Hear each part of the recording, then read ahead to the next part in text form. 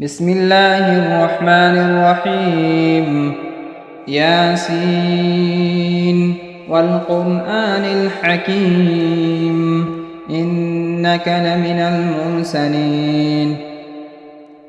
على صراط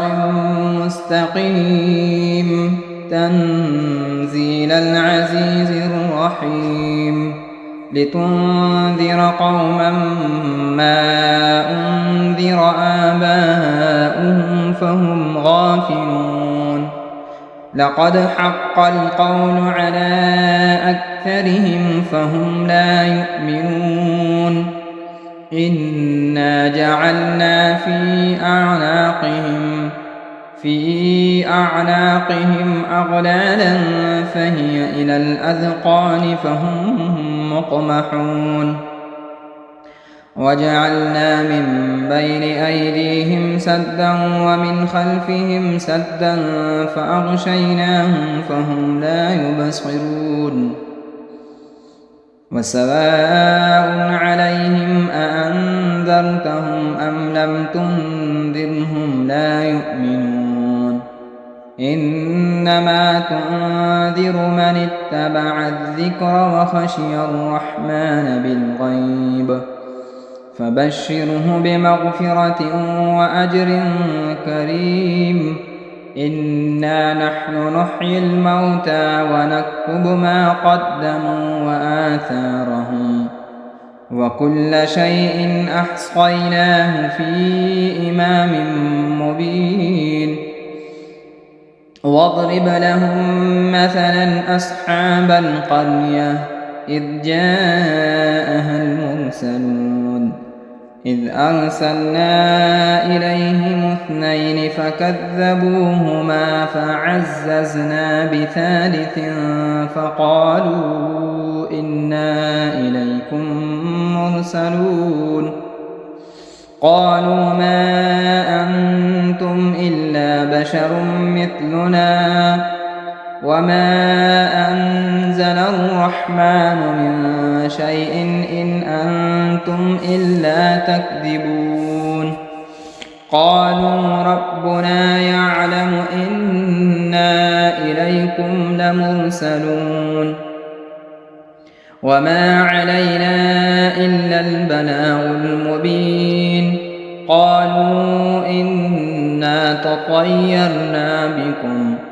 لئن لم تنتهوا لنرجمنكم وليمسنكم منا عذاب أليم قالوا طائركم معكم أئن ذكرتم بل أنتم قوم مسرفون وجاء من أقصى المدينة رجل يسعى قال يا قوم اتبعوا المرسلين اتبعوا من لا يسألكم أجرا وهم مهتدون وما لي لا أعبد الذي فطرني وإليه ترجعون أأتخذ من دونه آلهة إن يردني الرحمن بضر لا تغن عني شفاعتهم شيئا ولا ينقذون إني إذا لفي ضلال مبين إني آمنت بربكم فاسمعون قيل ادخل الجنة قال يا ليت قومي يعلمون بما غفر لي ربي وجعلني من المكرمين وما أنزلنا على قومه من بعده من جند من السماء وما كنا منزلين إن كانت إلا صيحة واحدة فإذا هم خامدون يا حسرة على العباد ما يأتيهم من رسول إلا كانوا به يستهزئون ألم يروا كم أهلكنا قبلهم من القرون أنهم إليهم لا يرجعون وإن كل لما جميع لدينا محضرون وآية لهم الأرض الميتة أحييناها وأخرجنا منها حبا فمنه يأكلون وجعلنا فيها جنات من نخيل وأعناب وفجرنا فيها من العيون ليأكلوا من ثمره وما عملته أيديهم أفلا يشكرون سبحان الذي خلق الأزواج كلها مما تنبت الأرض ومن أنفسهم ومما لا يعلمون وآية لهم الليل نسلخ منه النهار فإذا هم مظلمون والشمس تجري لمستقر لها ذلك تقدير العزيز العليم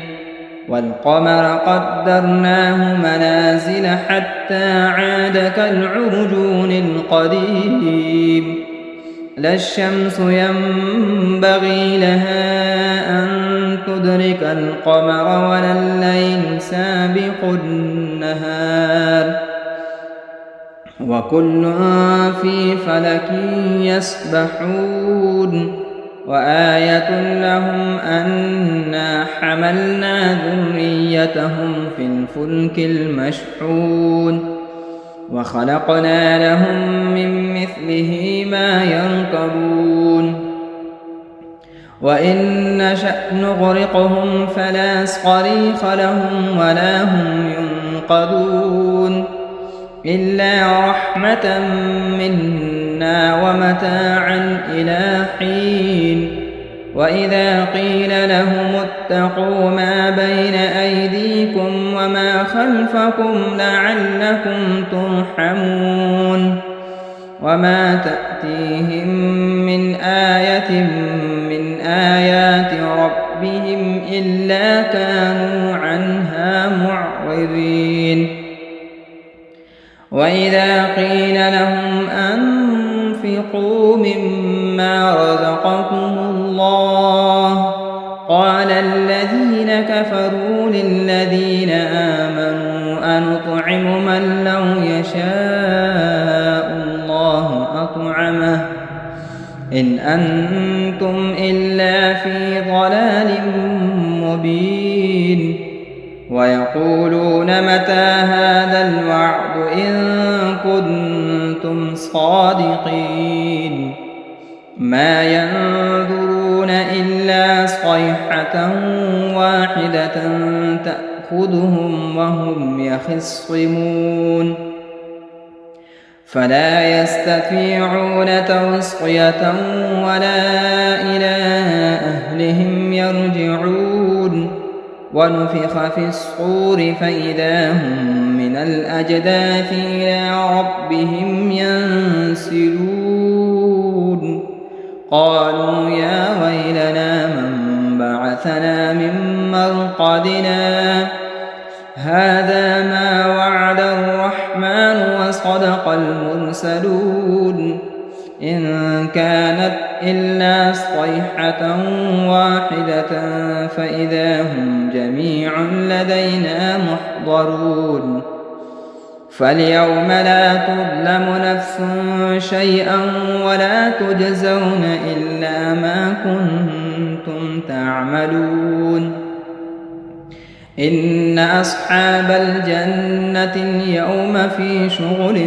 فاكهون هم وأزواجهم في ظلال على الأرائك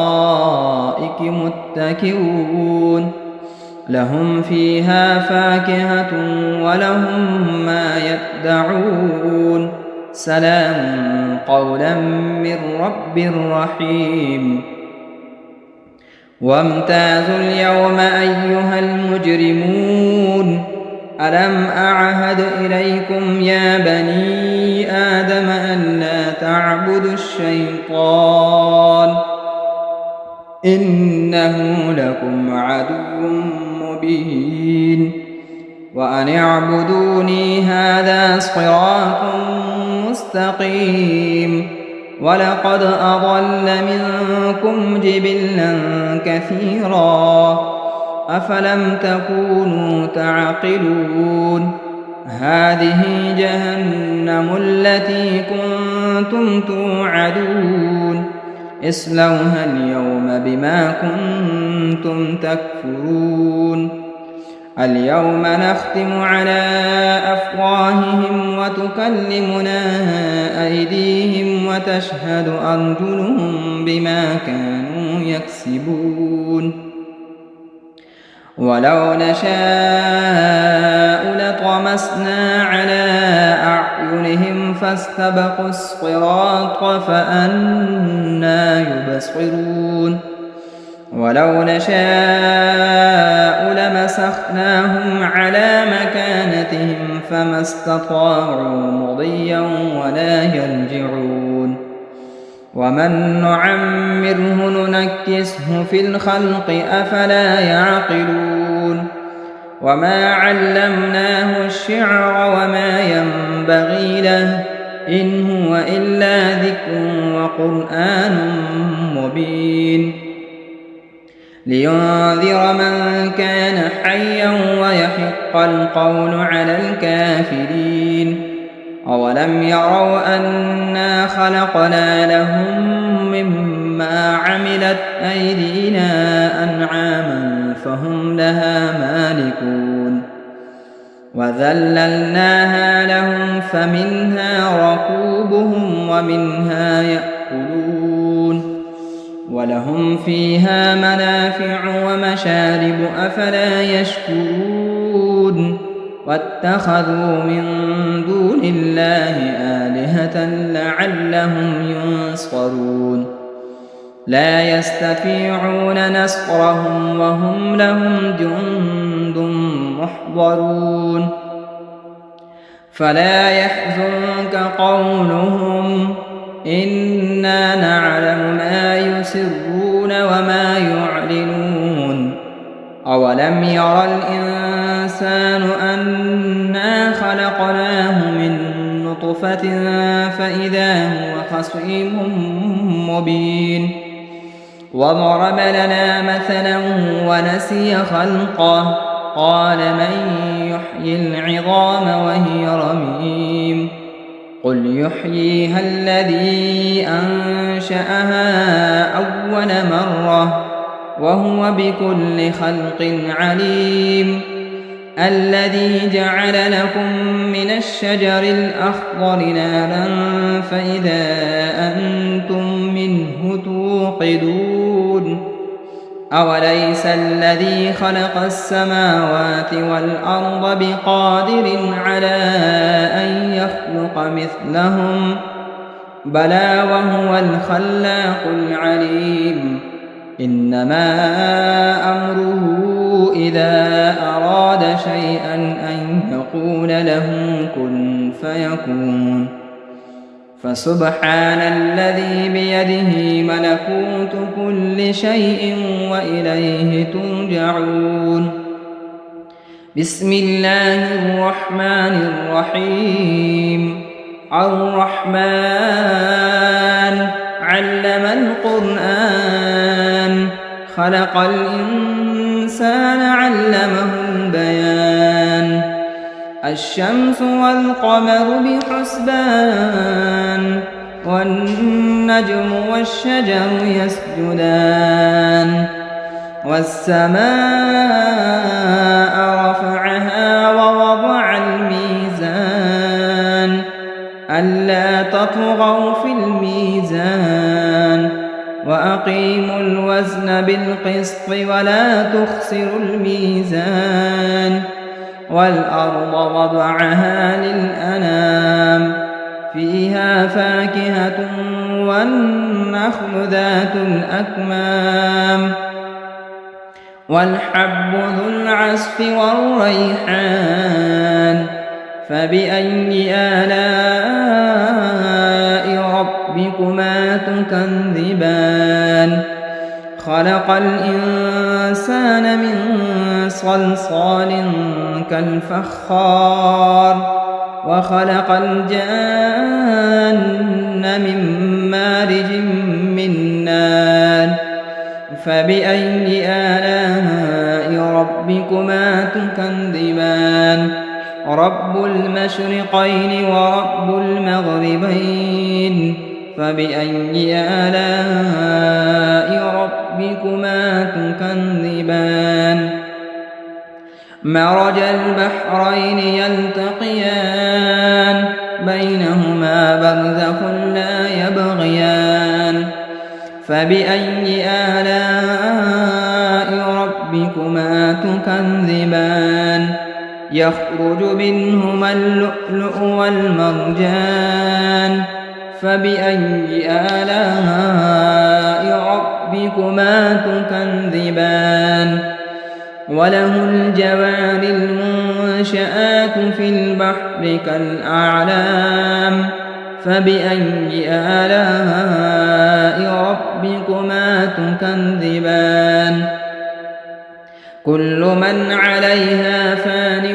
ويبقى وجه ربك ذو الجلال والإكرام فبأي آلاء ربكما تكذبان يسأله من في السماوات والأرض كل يوم هو في شأن فبأي آلاء ربكما تكذبان سنفرغ لكم أيها الثقلان فبأي آلاء ربكما تكذبان يا معشر الجن والإنس إن استطعتم أن تنفذوا من أقطار السماوات والأرض فانفذوا لا تنفذون إلا بسلطان فبأي آلاء ربكما تكذبان يرسل عليكما شؤاد من نار ونحاس فلا تنتصران فبأي آلاء ربكما تكذبان فإذا انشقت السماء فكانت وردة كالدهان فبأي آلاء ربكما تكذبان فيومئذ لا يسأل عن ذنبه إنس ولا جان فبأي آلاء ربكما تكذبان يعرف المجرمون بسيماهم فيؤخذ بالنواصي والأقدام فبأي آلاء ربكما تكذبان هذه جهنم التي يكذب بها المجرمون يطوفون بينها وبين حميم آن فبأي آلاء ربكما تكذبان ولمن خاف مقام ربه جنتان فبأي آلاء ربكما تكذبان ذواتا أفنان فبأي آلاء ربكما تكذبان فيهما عينان تجريان فبأي آلاء ربكما تكذبان فيهما من كل فاكهة زوجان فبأي آلاء ربكما تكذبان متكئين على فرش بطائنها من استبرق وجنى الجنتين دان فبأي آلاء ربكما تكذبان فيهن قاصرات الطرف لم يطمثهن إنس قبلهم ولا جان فبأي آلاء ربكما تكذبان كأنهن الياقوت والمرجان فبأي آلاء ربكما تكذبان هل جزاء الإحسان إلا الإحسان فبأي آلاء ربكما تكذبان ومن دونهما جنتان فبأي آلاء ربكما تكذبان مدهامتان فبأي آلاء ربكما تكذبان فيهما عينان نضاختان فبأي آلاء ربكما تكذبان فيهما فاكهة ونخل ورمان فبأي آلاء ربكما تكذبان فيهن خيرات حسان فبأي آلاء ربكما تكذبان حور مقصورات في الخيام فبأي آلاء ربكما تكذبان لم يطمثهن إنس قبلهم ولا جان فبأي آلاء ربكما تكذبان متكئين على رفرف خضر وعبقري حسان فبأي آلاء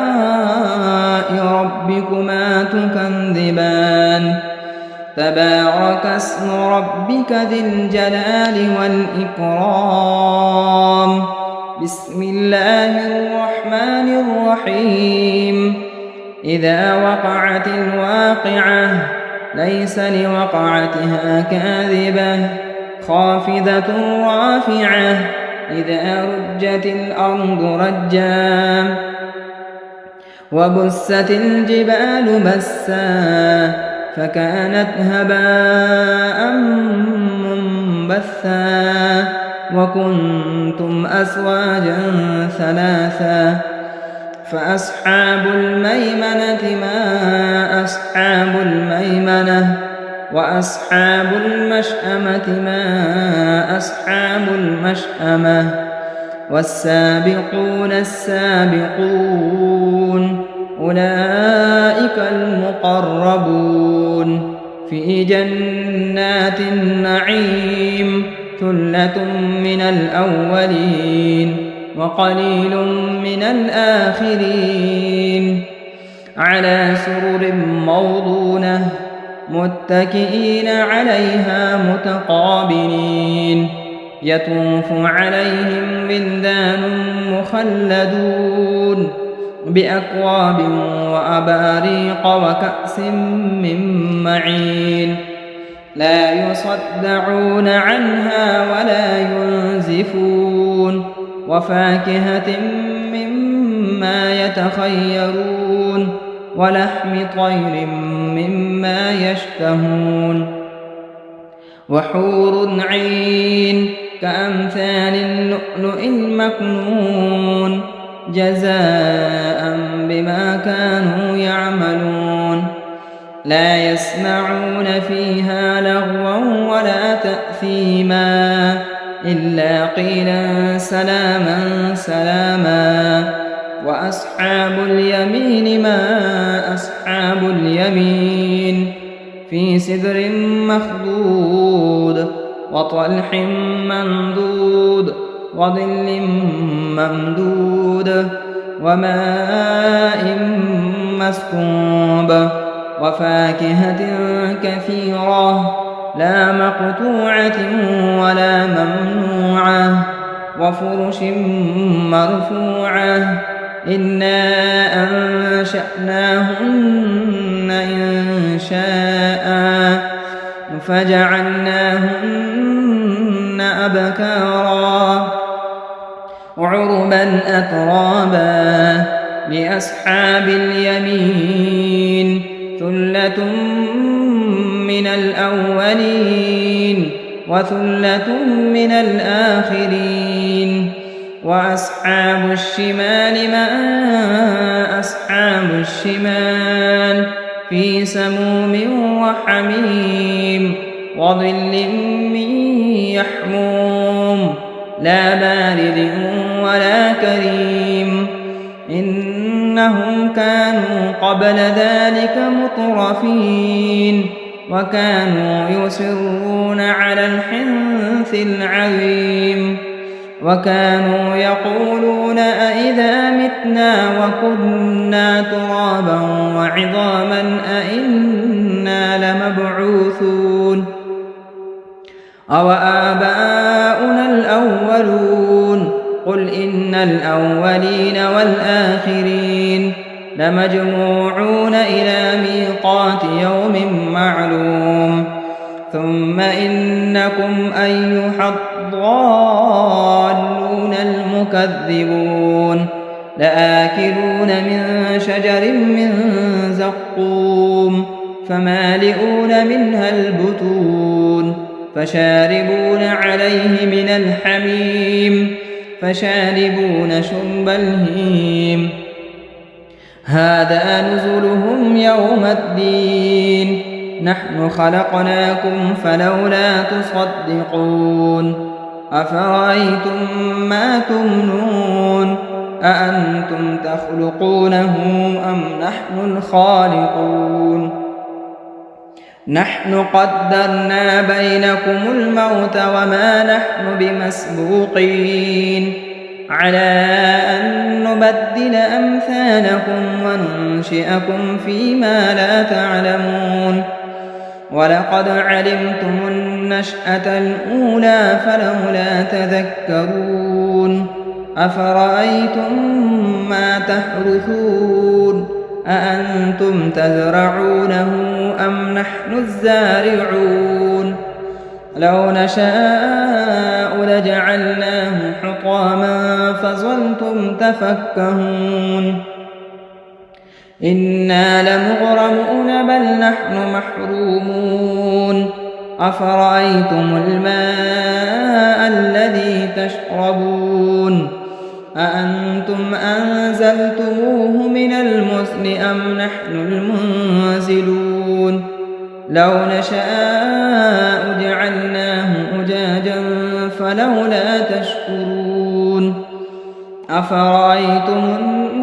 النار التي تورون أأنتم أنشأتم شجرتها أم نحن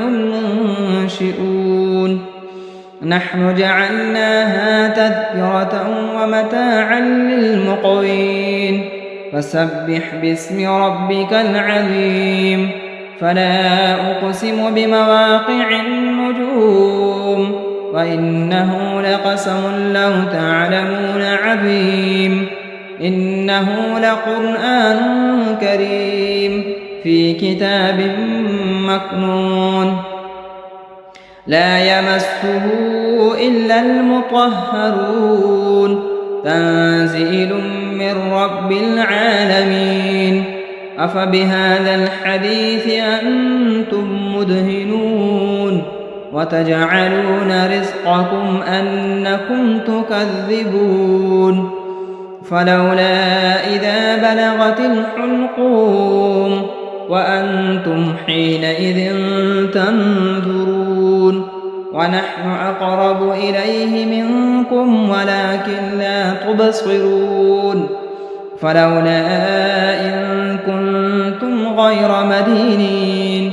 أرجعونها إن كنتم صادقين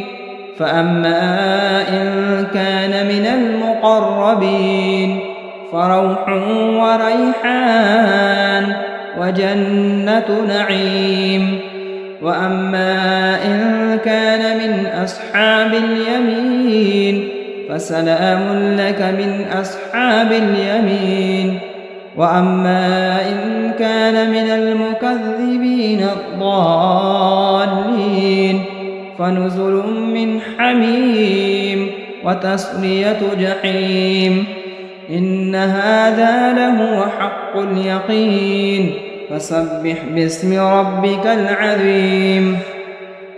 بسم الله الرحمن الرحيم تبارك الذي بيده الملك وهو على كل شيء قدير الذي خلق الموت والحياة ليبلوكم أيكم أحسن عملا وهو العزيز الغفور الذي خلق 7 سماوات طباقا ما ترى في خلق الرحمن من تفاوت فارجع البصر هل ترى من فتور ثم ارجع البصر كرتين ينقلب إليك البصر خاسئا وهو حسير ولقد زينا السماء الدنيا بمصابيح وجعلناها رجوما للشياطين وأعتدنا لهم عذاب السعير وللذين كفروا بربهم عذاب جهنم وبئس المصير إذا ألقوا فيها سمعوا لها شهيقا وهي تفور تكاد تميز من الغيظ كلما ألقي فيها فوج سألهم خزنتها ألم يأتكم نذير قالوا بلى قد جاءنا نذير فكذبنا وقلنا ما نزل الله من شيء إن أنتم إلا في ضلال كبير وقالوا لو كنا نسمع أو نعقل ما كنا في أصحاب السعير فاعترفوا بذنبهم فسحقا لأصحاب السعير إن الذين يخشون ربهم بالغيب لهم مغفرة وأجر كبير وأسروا قولكم أو اجهروا به إنه عليم بذات الصدور ألا يعلم من خلق وهو اللطيف الخبير هو الذي جعل لكم الأرض ذلولا فامشوا في مناكبها وكلوا من رزقه وإليه النشور أأمنتم من في السماء أن يخسف بكم الأرض فإذا هي تمور أم أمنتم من في السماء أن يرسل عليكم حاصبا فستعلمون كيف نذير ولقد كذب الذين من قبلهم فكيف كان نكير أولم يروا إلى الطير فوقهم صافات ويقبض ما يمسكهن إلا الرحمن إنه بكل شيء بصير أمن هذا الذي هو جند لكم ينصركم من دون الرحمن إن الكافرون إلا في غرور أمن هذا الذي يرزقكم إن أمسك رزقه بل لجوا في عتو ونفور أفمن يمشي مكبا على وجهه أهدى أمن يمشي سويا على صراط مستقيم قل هو الذي أنشأكم وجعل لكم السمع والأبصار والأفئدة قليلا ما تشكرون قل هو الذي ذرأكم في الأرض وإليه تحشرون ويقولون متى هذا الوعد إن كنتم صادقين قل إنما العلم عند الله وإنما أنا نذير مبين فلما رأوه زلفة سيئت وجوه الذين كفروا وقيل هذا الذي كنتم به تدعون قل أرأيتم إن أهلكني الله ومن معي أو رحمنا فمن يجير الكافرين من عذاب أليم قل هو الرحمن آمنا به وعليه توكلنا فستعلمون من هو في ضلال مبين قل أرأيتم إن أصبح ماؤكم غورا فمن يأتيكم بماء معين صدق الله مولانا العظيم.